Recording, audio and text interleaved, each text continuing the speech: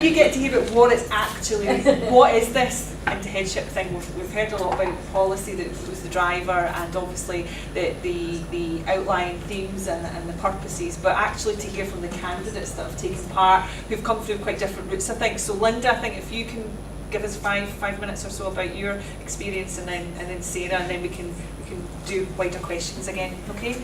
Okay, so Martin mentioned earlier about a white knuckle ride. I was part of that journey. I joined the ride in October 2015. I'd previously been, or at that point, I was a deputy head in a school of about 350 children, and I'd been in that post for about 4.5 years. So I kind of thought that I knew about strategic leadership, but having completed Into Headship and now doing In Headship, I did not have very much idea about strategic leadership. So I'm going to put my cards on the table here. In terms of it being mandatory, if I can share the learning that I've been through, I would be in complete agreement that it has to be mandatory, because I would not have been able to do the job that I've done to date without that professional learning. Leslie mentioned earlier that that sort of balance between content and process. For me, as a participant, it wasn't about having to learn about things in terms of curriculum, leading curriculum. It was all about the job. It was all about how to lead, values leadership, looking at the national policy context, looking at the global drivers. Because as a deputy head, I'd been the boiler house of the school, and actually I hadn't had an opportunity to actually step back and look at that much bigger picture to see where our school actually fitted into that. I think one of the sort of big differences between Into Headship and the previous leadership qualification was previous candidates had talked about a project. That was not a word that was ever mentioned in our course. It was about a strategic change initiative, and that was a real sort of driver for me, because it wasn't just about leading a school-based project that had a start and an end. This was about beginning something that was going to be sustainable, not just maintainable, but actually sustainable over time. So my strategic change initiative, naively, was closing the attainment gap, which very quickly changed, entitled towards improvement. So at the time I had started another qualification, which was the Scottish Improvement Leadership, and that was not just for education professionals, but for health professionals and various other public bodies. And that was about looking at the model for improvement and using the PDSA cycle. So you plan something, do it, you study it, and then you act. So I started the Into Headship Programme in October 2015, and I didn't really have any sort of aspirations to be applying for head teacher posts until maybe a couple of years' time. But suddenly the head teacher of the school next door announced her retirement, and I thought, I really enjoyed working in the town where I was working. I thought, that's a school for me, I'm going to apply. So I was successful in getting that post. So I'd only actually been on the programme for 3 months at that particular time. So in terms of it being Into Headship, I was quite concerned that actually I was going to have to do the role of head teacher as well as learning how to be a head teacher at the same time, but the two actually married really, really well together. So I started the post in January 2016. Really took my time to get to know the school, because although it was in the same town as the school I'd been deputy, it had a different catchment and it had a different feel and a different community behind it. So it really took my time to sort of get to know where they were. And then in the April of 2016, I actually showed the staff a graph that actually illustrates, in terms of where children live, their postcodes, their Scottish Index of Multiple Deprivation, and the resulting qualifications that they get. It was very clear that in our catchment, which is quite a deprived area, that the chances are that our children wouldn't leave school with very many qualifications, okay, according to the national picture. So for our staff, that was a real selling point in terms of, well, we're going to have to do something here. So I introduced the model for improvement at a really small level. Every single practitioner in our school, so all the nursery staff, all the support staff, all of the teachers, and all of the leadership team identified one child and asked themselves what's getting in the way. And they planned an intervention, they implemented that intervention, measured the impact, and then decided that's working, or we'll throw that one out, it's not working. So that kind of practitioner inquiry was my starting point. I called that practicing the process, so that everybody in our school knew exactly how to go about this improvement process. Following that, in the following year, we actually built that into our school improvement plan. So together we came up with a set of aims, and as a whole staff, and again it wasn't just the leadership team, it was all the class teachers, all the support staff and the nursery staff came together and thought, well, if this is where we're trying to get to, what are our change ideas? And people began implementing some of those. And we're now in our third year of using this approach, and we've learned so much. For example, my skill project was about improving attendance for a group of children. We learned so many things along that road. We learned what not to do as well as learning what to do. And together we've now pulled all that learning together and employed an inclusion support worker who can now implement these different approaches. So for me, the Into Headship, and I'm now studying in Headship, has given me a lot of confidence to take things forward, because I feel as if I've got a much clearer picture about what's going on globally, what's going on nationally. I'm able to hold my own in discussions with other head teachers, with service managers, and so forth. And in terms of the learning, the most important piece of learning for me has been connecting the reading with the policy, with the practice. And I'll share a little story with you. I was fortunate enough to receive a bursary to attend the ICSE conference in Canada in January a couple of years ago. And I was so confident at that time, being part of the Into Headship Programme. I actually had a nice conversation with Michael Fullen in the lift about so just to pull it all together, it's given me a really solid platform on which to move our school improvement forward. Any immediate questions, or should we move to the next candidate and then we can? Okay. Sarah, do you want your? Okay, Are you sure what to talk to? Right. Okay. Thanks. Hi.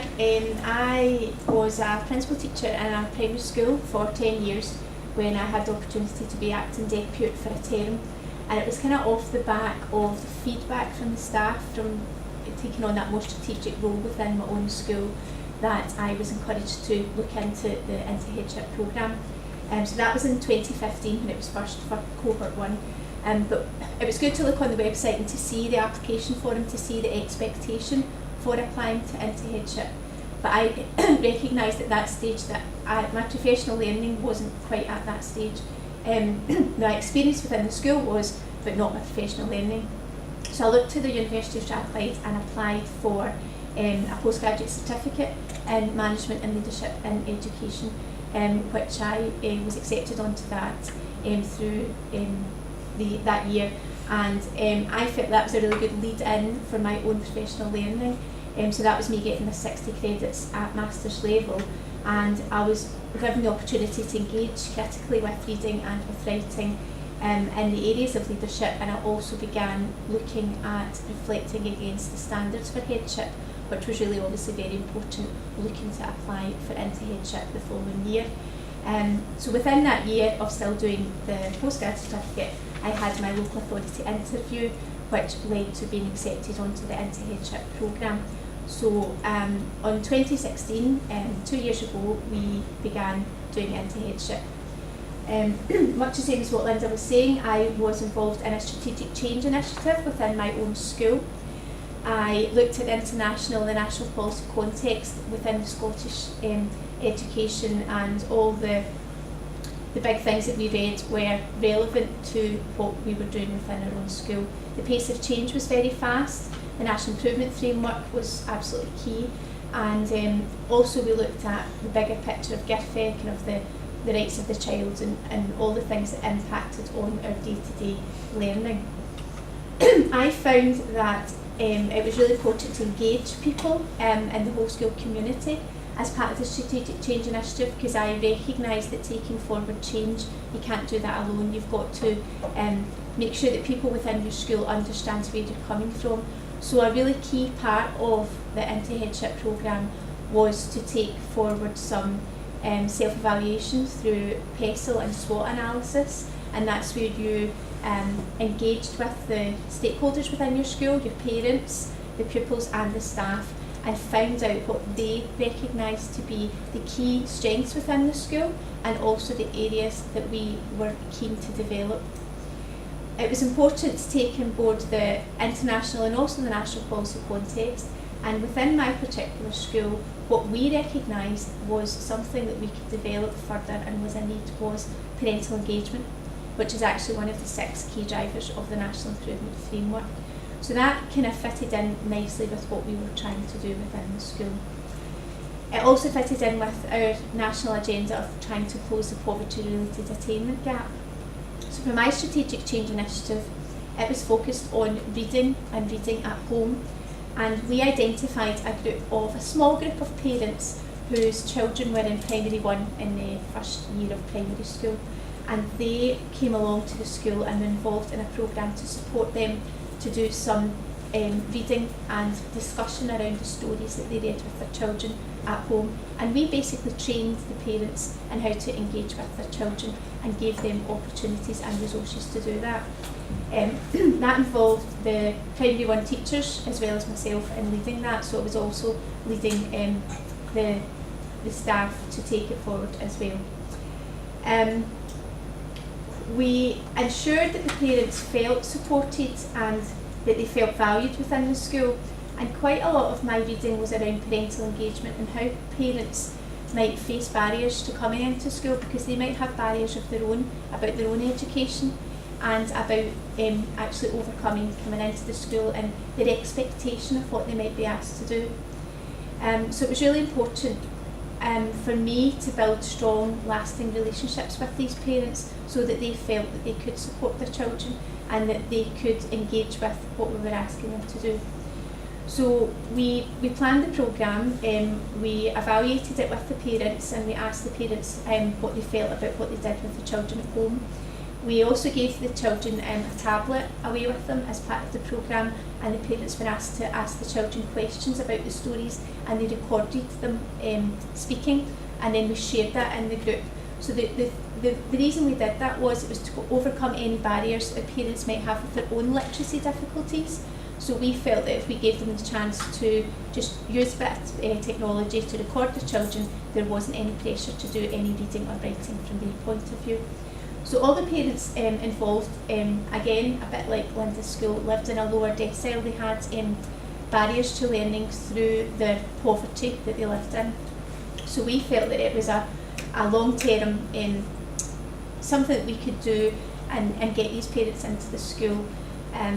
Because quite often they were the parents that didn't come to parents' evening, they didn't come along to workshops and things that were in the school. They maybe felt a wee bit embarrassed or a wee bit anxious about coming in and joining other parents and not feeling that they were on a par with them. So one of the long-term outcomes which has actually been successful with these parents is that they all now feel more comfortable coming into the school. They feel more comfortable supporting their children at home as well, because they've been given the tools and the confidence to do that.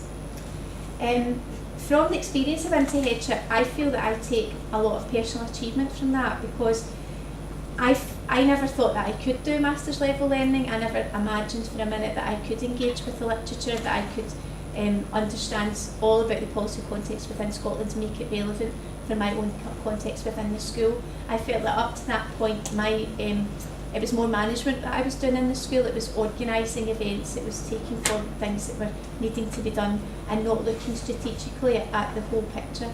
And I think all the new developments within Scotland, the Donaldson report and the National Improvement Framework helped to shape that for me, because it felt that I was looking at the wider picture and not just about the small context of my own school.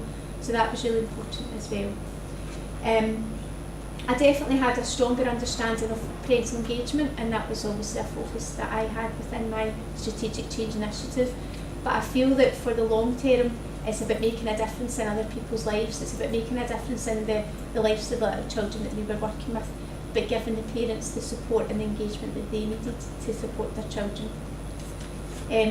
Since I completed my Into Headship and I got my award on Saturday, this year we were looking at the model of the three. I kind of fit nicely into it in a slightly different sort of way. After completing the postgrad certificate, Into Headship came second, but with a bit of encouragement from Joanna, I went on to do the third year of my Masters at Strathclyde. So I'm currently writing my dissertation, which follows quite nicely on from my Into Headship Strategic Change Initiative. So what I'm looking at now is how the parents feel about working alongside the school and the barriers that they might have overcome through working with us. And now my dissertation is looking further into the effects of parental engagement and what schools could try to do to involve parents, because that's still a big thing in Scotland. We still need to know ways that we can get parents into our school. So looking at how parents feel about that and how we can engage them and build the positive relationships is where my Master's dissertation is going. As I said earlier, I've been acting head in 2 schools in the last 6 months, and that has only come off of Into Headship. It's not just about being part of the acting head teacher pool, it's through the strategic leadership that I've developed, through the Masters level learning, the confidence that I have got. I've had the opportunity to have the acting head experience as well, which has now led for me to take up post in August in my permanent headship post, and it's actually something I'm really looking forward to doing. So all in all, it's been very worthwhile experience for me. Thanks very much, Sarah. Any questions?